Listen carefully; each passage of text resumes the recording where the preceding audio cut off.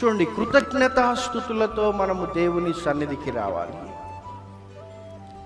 కృతజ్ఞతాస్తుతులు అంటే ఏంటంటే దేవుని స్తుతించడం వేరు, కృతజ్ఞతాస్తుతులు చెల్లించడం వేరు. దేవుడు మన జీవితంలో కార్యం చేసినప్పుడు దేవుణ్ణి స్తుతిస్తాం. ప్రభా, నీవు నాకు ఇది ఇచ్చావు, ఈ అద్భుతాన్ని చేశావు, ఈ స్వస్థతని ఇచ్చావు, నన్ను పాస్ చేశావు, నాకు ఉద్యోగం ఇచ్చావు, పెళ్లి చేశావు, పిల్లల్ని ఇచ్చావు, అవి ఏవైనా కావచ్చు. దాన్ని బట్టి మనం దేవుణ్ణి స్తుతిస్తాం.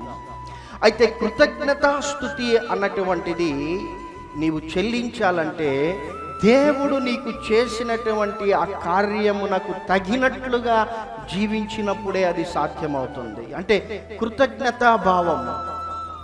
ఆయన చేశాడు, స్తుతించావు, అయిపోయింది. నీకెవరైనా ఒక గిఫ్ట్ ఇచ్చారనుకోండి, ఆ గిఫ్ట్ని మీరు తీసుకున్నప్పుడు తప్పకుండా మీరు థ్యాంక్స్ చెప్తారు. థ్యాంక్స్ చెప్పేసి వెళ్ళిపోయి వారికి ఇష్టం లేని పనులు చేస్తే, వారిని గాయపరిచే విధంగా మీ జీవితం ఉంటే ఆ థ్యాంక్స్ చెప్పడం వల్ల ఏం లాభం ఉంది? ఏమీ లాభం లేదు. ఫార్మాలిటీకి ఎవరైనా థ్యాంక్స్ చెప్తారు. రోడ్లో అడుక్కునేవారు కూడా మీరు ఒక 10 రూపాయలు వేస్తే వాడు కూడా నువ్వు చల్లగా ఉండాలని దీవిస్తాడు, నిన్ను పొగుడుతాడు, మంచోడు అంటాడు. అది కాదు, అది దేవుణ్ణి స్తుతించడం మంచిదే, స్తుతించాలి. యెహోవాను స్తుతించడం మంచిది.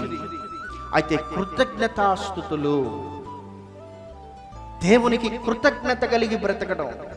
ఇంతకుముందు చెప్పాను కదా, నీ బ్రతికి ఎలా ఉండింది?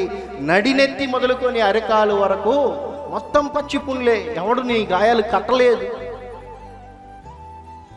వాసన వస్తుంది, దగ్గరికి వచ్చే పరిస్థితి లేదు. అయితే ఆయన నిన్ను ప్రేమించాడు, వచ్చాడు, నీ గాయాలని ముట్టాడు, నిన్ను ఆయన పరిశుద్ధ రక్తంలో కడిగాడు, నిన్ను బాగు చేశాడు,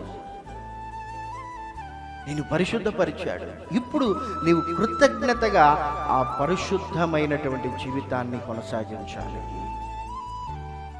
కాబట్టి ఏదో నోటితో నేను కృతజ్ఞతాస్తుతులు చెల్లిస్తానంటే కాదు. కృతజ్ఞతాస్తుతులు అన్నటువంటిది నీ ప్రాక్టికల్ లైఫ్ ద్వారా దేవునికి చెల్లించాలి.